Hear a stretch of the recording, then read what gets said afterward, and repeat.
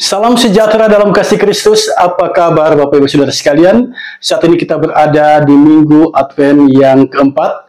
Tidak lama lagi kita akan merayakan Natal Yesus Kristus. Melalui kesempatan ini mari kita belajar dari kitab Injil Lukas pasal 1 ayat 26 sampai ayat yang ke-38. Sebelum kita membaca dan merenungkan bagian Alkitab ini, mari kita merendahkan diri di hadapan Tuhan, kita mohon tuntunan kuasa Tuhan. Mari kita berdoa. Ya Bapa Allah yang Maha Kuasa, inilah kami anak-anak-Mu. Kami muliakan nama-Mu sebab Engkaulah pemelihara kehidupan kami. Bila kami hidup sampai detik ini semua karena belas kasihan Tuhan semata. Saat ini kami mau belajar dari kebenaran firman-Mu. Ya Roh Kudus, tuntun kami dengan kuasa-Mu, sehingga kami sungguh-sungguh memahami kebenaran firman-Mu.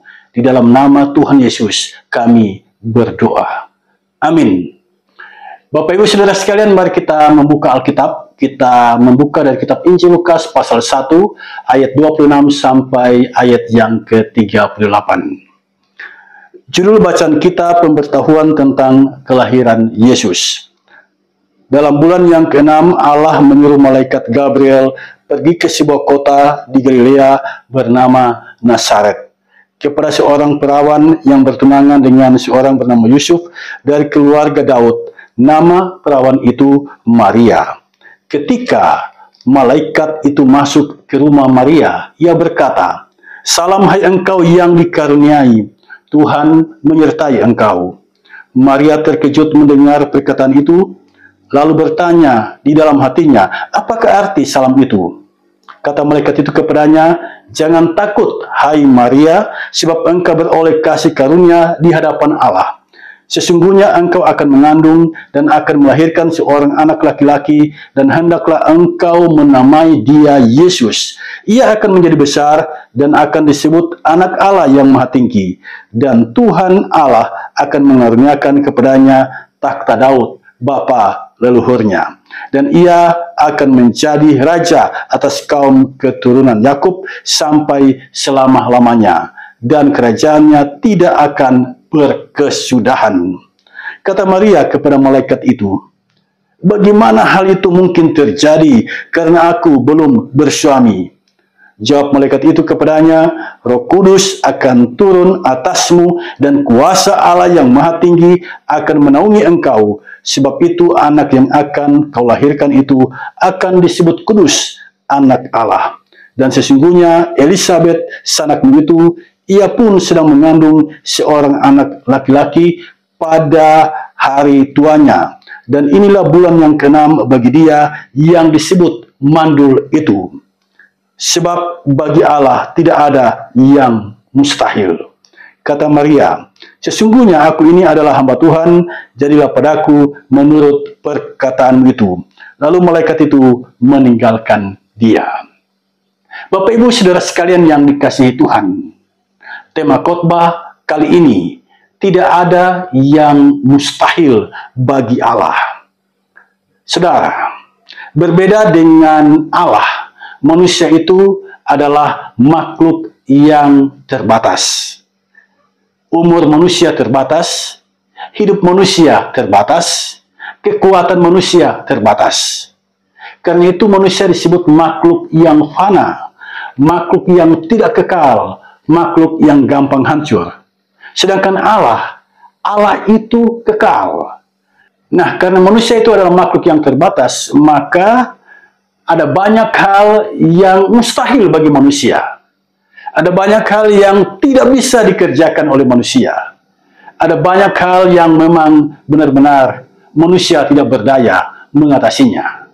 Contoh sederhana begini, ketika kita punya pergumulan kehidupan, ada pergumulan kehidupan yang dapat kita atasi, tetapi ada juga pergumulan yang tidak dapat kita atasi.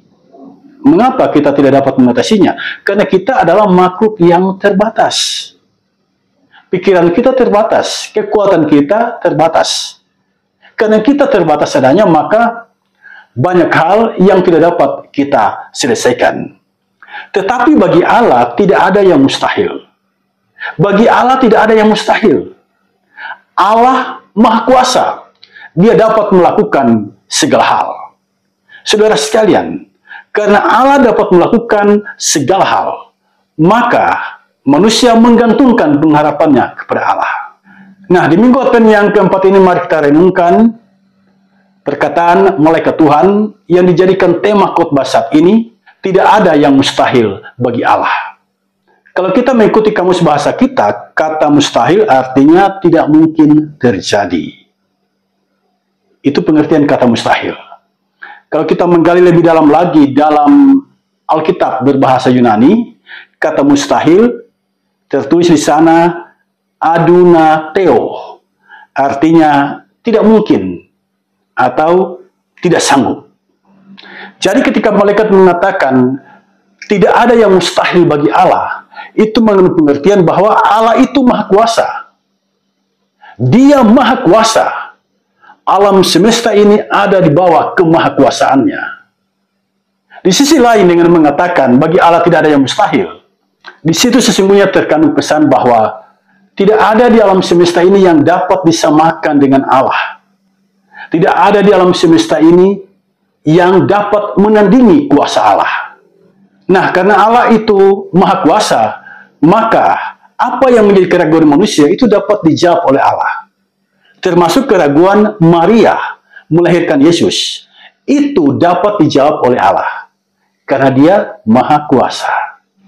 Apa yang tidak dapat dikerjakan oleh manusia dengan kekuatannya, itu dapat dikerjakan oleh Allah. Nah, di sini pentingnya manusia berdoa kepada Allah.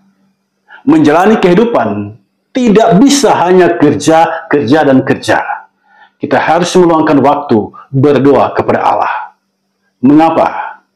Karena ada hal dalam hidup ini yang tidak bisa kita kerjakan, yang tidak bisa kita atasi.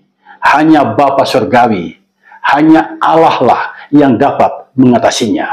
Ketika kita berdoa meminta pertolongannya. Saya mengajak kita semua merenungkan kalimat yang diucapkan oleh malaikat Tuhan dalam ayat yang ke-37, sebab bagi Allah tidak ada yang mustahil. Sebab bagi Allah tidak ada yang mustahil. Ketika Anda membaca kalimat ini ataupun mendengar kalimat ini, apa yang melintas dalam pikiranmu? Bagi saya, ada dua hal yang sangat prinsip di sini.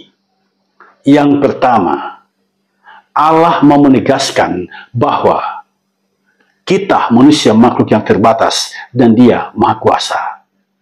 Dan yang kedua, Allah mengingatkan kita betapa pentingnya terhubung dengan Allah. Betapa pentingnya kita mendekat kepada Allah. Betapa pentingnya kita bersekutu di dalam Allah. Tuhan Yesus dalam kitab Injil Yohanes pasal 15 ayat 5 mengatakan, di luar aku kamu tidak dapat berbuat apa-apa. Jadi terhubung dengan Tuhan itu adalah hal yang sangat prinsip, mendasar, dan hakiki.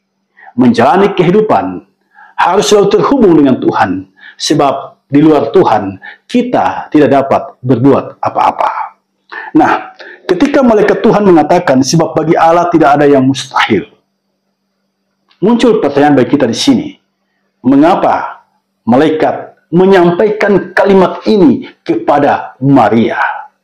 Jika kita memeriksa bagian Alkitab ini, dari ayat yang ke-26 sampai ayat yang ke-38, kita menemukan ternyata malaikat Gabriel yang diutus oleh Allah menjumpai Maria, membawa kabar bahwa Maria akan mengandung dan melahirkan seorang anak laki-laki, dan hendaklah dia menamakan anak itu Yesus. Saudara, ini seorang perawan, seorang yang belum punya suami. Lalu datang malaikat Gabriel.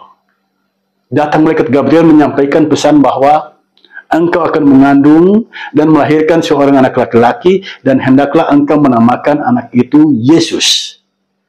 Jika Anda di posisi Maria, apa yang akan Anda katakan?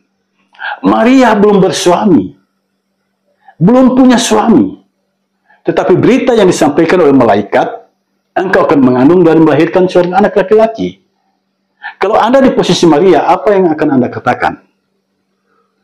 Saudara, saya bisa pastikan, pasti ada konflik batin di situ. Pikiranmu pasti berkecamuk. Mengapa? Sebab tidak mungkin mendapatkan seorang anak tanpa seorang suami. Untuk mendapatkan anak, logikanya harus ada seorang suami. Perempuan tidak mungkin bisa melahirkan anak tanpa seorang suami. Dan kecamuk pikiran ini ada pada Maria. Karena itu Maria mengatakan dalam ayat yang ke-34, bagaimana hal itu mungkin terjadi karena aku belum bersuami. Jadi sesungguhnya kalimat yang disampaikan oleh malaikat, sebab bagi Allah tidak ada yang mustahil. Ini adalah kalimat yang disampaikan kepada Maria untuk menjawab keraguan Maria, agar Maria percaya sepenuhnya kepada Allah. Nah, ketika Maria mengatakan, bagaimana mungkin hal itu terjadi? Apa kata malaikat? Mari kita lihat ayat yang ke-35. Roh Kudus akan turun atasmu, dan kuasa Allah yang Maha Tinggi akan menaungi engkau. Jadi, sesuatu yang tidak mungkin bagi manusia, itu mungkin bagi Allah. Apa yang dikhawatirkan oleh Maria, itu dijawab oleh malaikat. Roh Kudus akan turun atasmu, dan kuasa Allah yang Maha Tinggi akan menaungi engkau. Jadi apa yang mustahil bagi manusia, itu tidak mustahil bagi Allah. Jadi jelas bagi kita, sebab bagi Allah tidak ada yang mustahil, adalah kalimat yang diucapkan oleh malaikat untuk meneguhkan hati Maria agar dia tidak bingung lagi, agar dia tidak bimbang lagi, agar dia semakin percaya kepada Allah bahwa dia akan mengandung dan melahirkan seorang anak laki-laki. Yang kedua, saya mengajak kita melihat ayat yang ke-36. Mengapa sampai malaikat Tuhan mengucapkan kalimat sebab bagi Allah tidak ada yang mustahil? Perhatikan ayat yang ke-36. Dan sesungguhnya Elisabet sanakmu itu, ia pun sedang mengandung seorang anak laki-laki pada hari tuanya, dan inilah bulan yang ke-6 bagi dia yang disebut mandul itu. Elisabet sanakmu itu, ya. Jadi Elisabet punya hubungan keluarga dengan Maria. Elisabet, ya, sanakmu itu, ia pun sedang mengandung seorang anak laki-laki pada hari tuanya, dan inilah bulan yang ke-6 bagi dia yang disebut mandul itu. Nah, ini kan tidak mungkin, ini kan mustahil dalam pertimbangan logika manusia. Seorang perempuan yang sudah lanjut usia, yang sudah menopause, ya, yang berusia sekitar 60 tahun, kemudian dia mengandung, itu kan tidak mungkin. Jadi malaikat mengatakan sebab bagi Allah tidak ada yang mustahil, itu sesungguhnya menjawab pertimbangan manusiawi bahwa seorang nenek tidak mungkin melahirkan seorang anak. Jadi di sini jelas bahwa ada dua hal yang mustahil bagi manusia. Yang pertama, seorang perawan melahirkan anak, itu mustahil. Yang kedua, seorang nenek melahirkan anak, itu mustahil. Nenek Elisabet melahirkan anak, itu mustahil bagi manusia. Perawan Maria melahirkan anak, itu mustahil bagi manusia. Tetapi bagi Allah tidak ada yang mustahil. Itu ditegaskan oleh malaikat Gabriel di sini. Bagi Allah tidak ada yang mustahil. Gabriel memang adalah seorang malaikat yang punya tugas khusus, yaitu menyampaikan berita kepada manusia. Berita dari Allah disampaikan melalui malaikat Gabriel, disampaikan kepada manusia. Kalau kita membaca Alkitab, memang paling kurang ada 4 malaikat yang kita kenal. Yang pertama penghulu malaikat atau pemimpin para malaikat, yaitu Mikael. Kemudian yang kedua Gabriel, yang diutus oleh Allah untuk menyampaikan pesan tentang kelahiran Yesus. Kemudian kalau kita membaca kitab Yesaya, kita akan membaca di sana ada yang disebut serafim dan kerubim. Nah, serafim ini adalah malaikat yang memuji, memuliakan Allah. Setiap hari dia hanya memuji dan memuliakan Allah. Sedangkan kerubim adalah malaikat yang menjadi pahlawan Allah dalam peperangan melawan si jahat. Nah, saudara sekalian, malaikat itu berbeda dengan manusia, sebab dia adalah roh. Kalau manusia itu terdiri dari darah dan daging, tetapi kalau malaikat itu roh adanya, ruah, angin. Ya. Jadi malaikat beda dengan manusia. Kalau kita membaca kitab Ibrani pasal 1 ayat 14, di sana jelas bagi kita siapa malaikat itu. Saya bacakan bagi kita semua. Bukankah mereka semua adalah roh-roh yang melayani, yang diutus untuk melayani mereka yang harus memperoleh keselamatan. Di sini malaikat digambarkan oleh penulis kitab Ibrani adalah roh-roh yang melayani. Melayani siapa? Melayani manusia yang harus memperoleh keselamatan. Jadi malaikat itu diutus oleh Allah melayani manusia yang ditetapkan oleh Allah memperoleh keselamatan. Jadi orang-orang yang percaya kepada Yesus Kristus sebagai Tuhan dan Juru Selamatnya, mereka punya malaikat yang ditugaskan oleh Allah untuk melayani mereka, memberikan kekuatan, memberikan penghiburan di saat mereka diperhadapkan dengan pergumulan kehidupan. Saudara sekalian, ini adalah hal yang menarik untuk menjadi perenungan kita bersama. Ternyata kita yang berimankan Yesus punya malaikat, ya, punya malaikat yang selalu menolong kita, membantu kita di saat kita diperhadapkan dengan pergumulan kehidupan. Malaikat-malaikat akan melayani kita. Tetapi karena dia adalah roh adanya, kita sebagai manusia tidak dapat melihat dia, tidak dapat merahmat dia. Tetapi kehadiran malaikat itu benar-benar ada dalam kehidupan kita. Nah, ini berita sukacita bagi kita.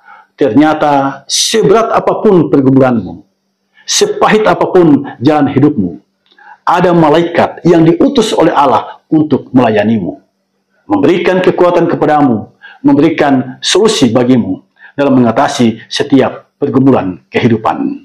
Nah, malaikat Gabriel diutus untuk menjumpai Maria dan mengatakan bahwa, "Hai Maria, engkau mendapat kasih karunia Allah."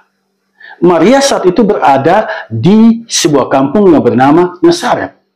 Kalau kita membaca Perjanjian Lama, kita tidak menemukan sebuah peristiwa ataupun kejadian yang begitu istimewa di kampung Nazaret.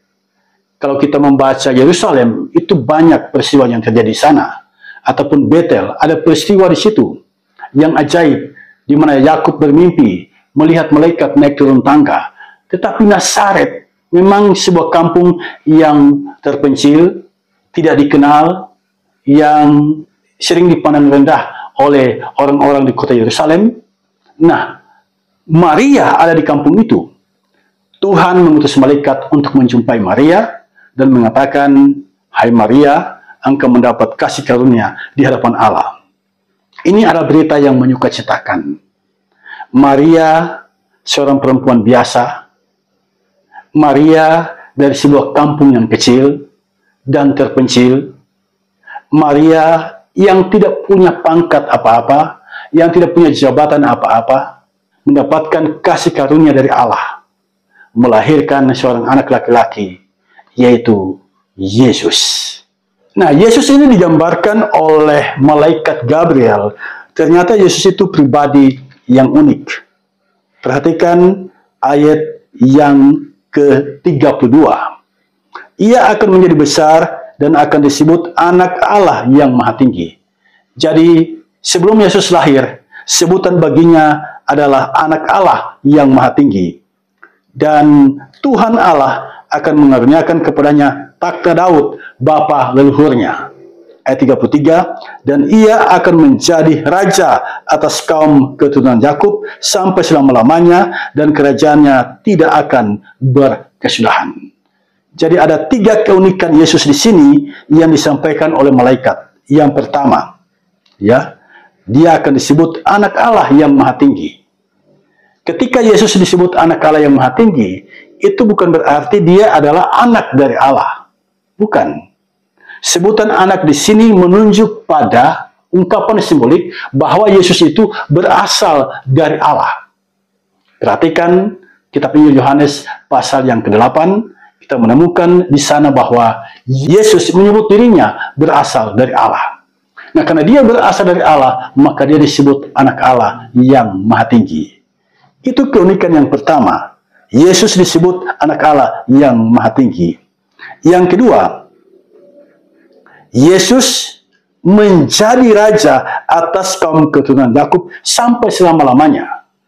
Di sini ada sisi ilahi, di mana dia menjadi raja selama-lamanya. Raja selama-lamanya. Keunikan Yesus yang kedua adalah dia menjadi raja selama-lamanya.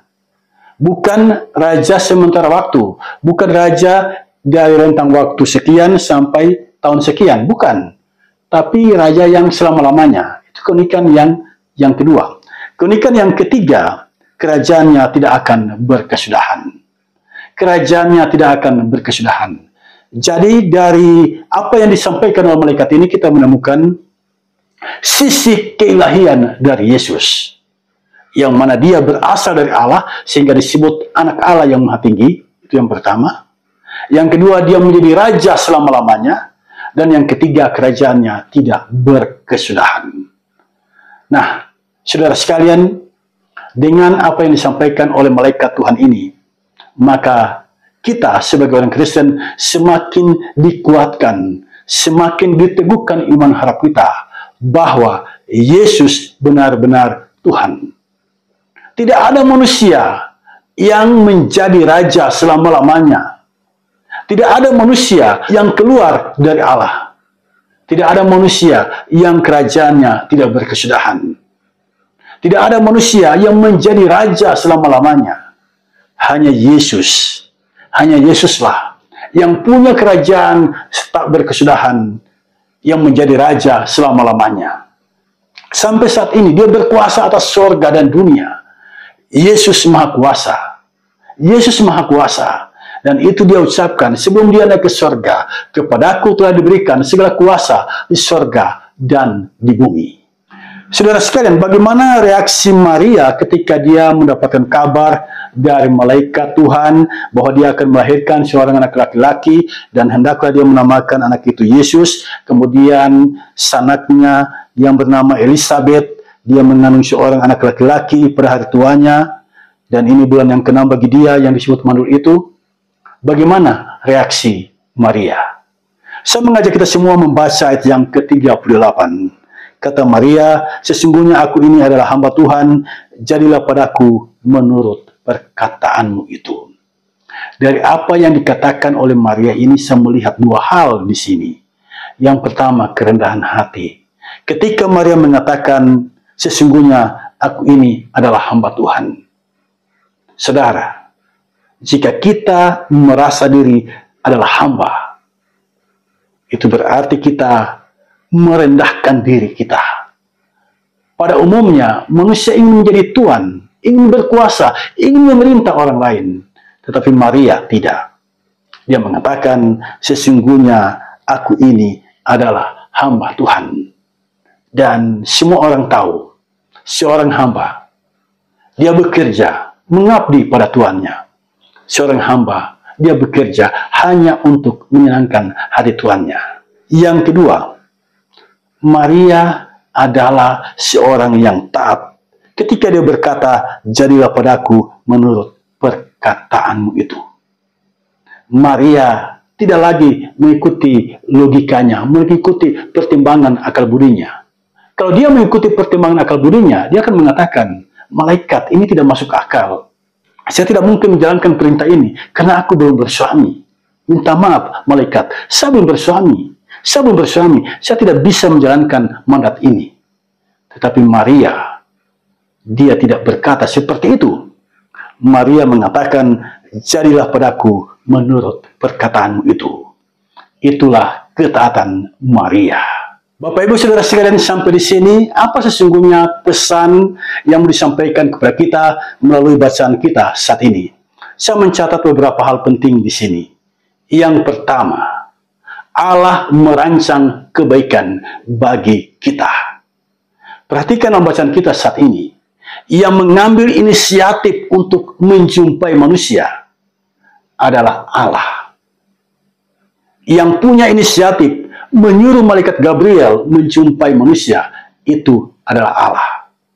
Jadi Allah di sini berinisiatif melaksanakan karya keselamatan.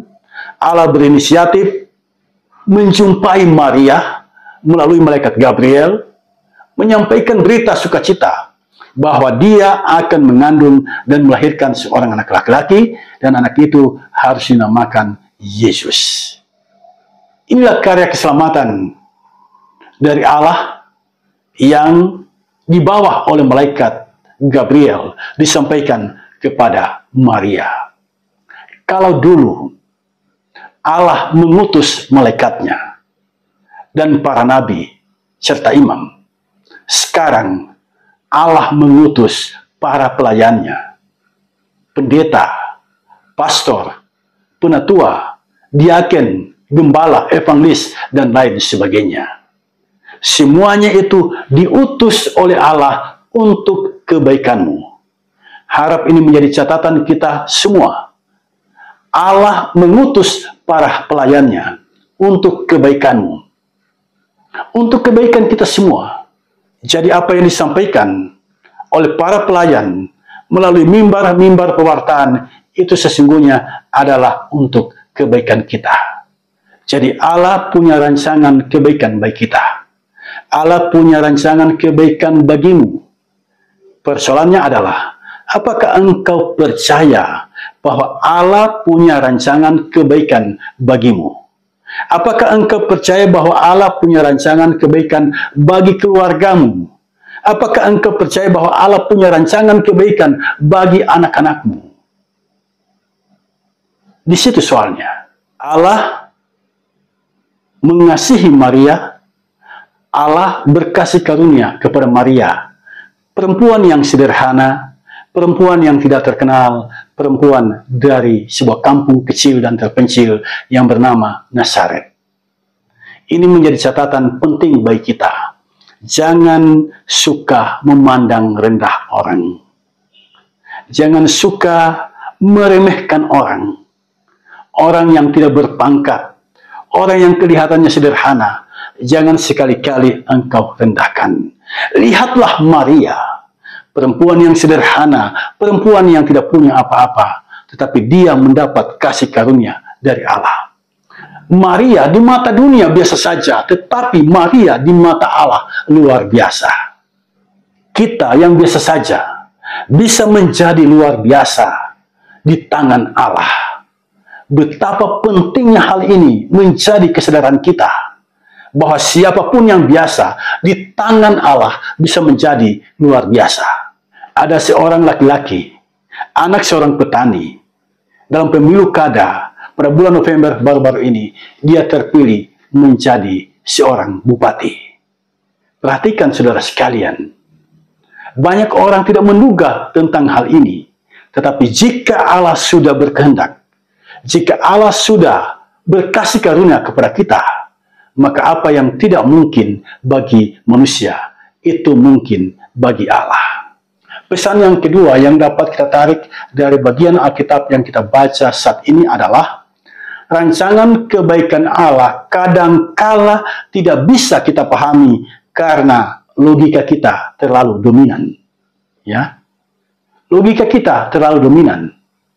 Maria ketika mendapat pesan dari malaikat, dia tidak dapat memahami ini dengan baik. Mengapa? Karena logikanya jalan. Bagaimana mungkin seorang perawan, seorang gadis bisa melahirkan seorang anak laki-laki? Saudara sekalian, ada seorang tokoh gereja yang bernama Desiderius Erasmus. Dia menulis, manusia dengan binatang itu punya perbedaan dalam menghadapi masalah.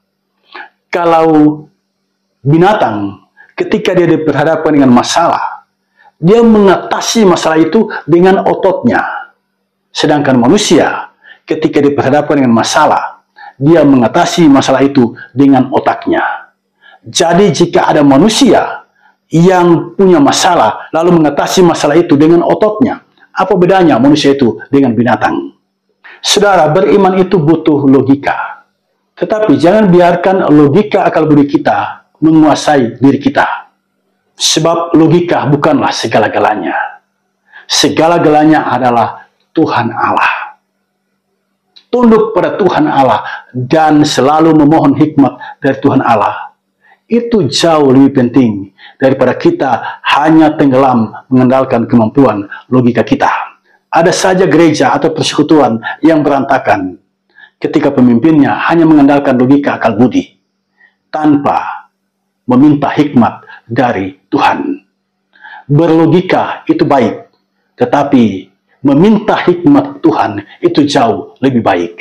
Karena itu saudara sekalian, berdoalah selalu, mintalah hikmat dari Tuhan agar kita dapat mengatasi setiap pergumulan kehidupan sesuai dengan kehendak Tuhan. Pesan yang ketiga, hiduplah rendah hati dan taat. Seperti Maria ketika dia berkata, sesungguhnya aku ini adalah hamba Tuhan, jadilah padaku menurut perkataanmu itu. Sebagai hamba, kita mengabdi kepada Tuhan. Sebagai hamba, seumur hidup kita menyenangkan hati Tuhan. Kalau kita membaca Alkitab Perjanjian Lama dan Perjanjian Baru, ada dua masalah yang sering muncul dalam kehidupan manusia, dan itu selalu terulang. Yang pertama adalah kesombongan. Yang kedua adalah ketidaktaatan. Karena itu kehidupan yang berbahagia adalah kehidupan yang selalu rendah hati. Kehidupan yang berbahagia adalah kehidupan yang selalu mentaati Allah. Saudara sekalian, kita sekarang berada di Minggu Advent yang keempat. Kata Advent itu sesungguhnya berakar dari sebuah kata dalam bahasa Latin Adventus, artinya kedatangan. Yang kita nantikan adalah Yesus Kristus Tuhan kita. Dia telah datang di Bethlehem, lahir sebagai seorang bayi mungil. Nah, di masa raya Advent ini, kita sedang dipersiapkan menyambut Natal Yesus Kristus. Itu yang pertama. Yang kedua, di masa raya Advent ini, kita sedang dipersiapkan menyambut kedatangannya kembali. Jadi, masa raya Advent sesungguhnya adalah masa bagi kita mempersiapkan diri kita menyambut peristiwa Natal Yesus Kristus. Tetapi di sisi yang lain, kita dimotivasi untuk berbenah diri menyambut kedatangannya kembali. Belajar dari kebenaran firman Tuhan ini. Jalanilah kehidupan kita dengan penuh sukacita. Sebab Allah yang kita sembah punya rancangan kebaikan bagi kita. Seperti pada zaman Maria, Allah mengutus malaikat Gabriel membawa kabar sukacita, kabar keselamatan, di mana Maria akan mengandung dan melahirkan Sang Juru Selamat, yaitu Yesus Kristus di kota Daud. Kebaikan Allah itu berlangsung sampai saat ini. Jika kita membaca Roma pasal 8 ayat yang ke-28, di sana tertulis, kita tahu sekarang bahwa Allah turut bekerja dalam segala sesuatu untuk mendatangkan kebaikan bagi mereka yang mengasihi Dia, yaitu bagi mereka yang terpanggil sesuai dengan rencana Allah. Sampai detik ini Allah kita turut bekerja untuk apa? Mendatangkan kebaikan bagi mereka yang mengasihi Dia. Kasihilah Tuhan dengan sepenuh hati. Kasihilah Tuhan dengan sepenuh jiwa. Kasihilah Tuhan dengan akal budimu. Kasihilah Tuhan dengan sepenuh kekuatanmu. Mengapa? Karena sampai detik ini Allah kita sedang bekerja untuk kebaikan kita. Selamat menyongsong Natal Yesus Kristus. Tuhan Yesus memberkati kita semua. Amin.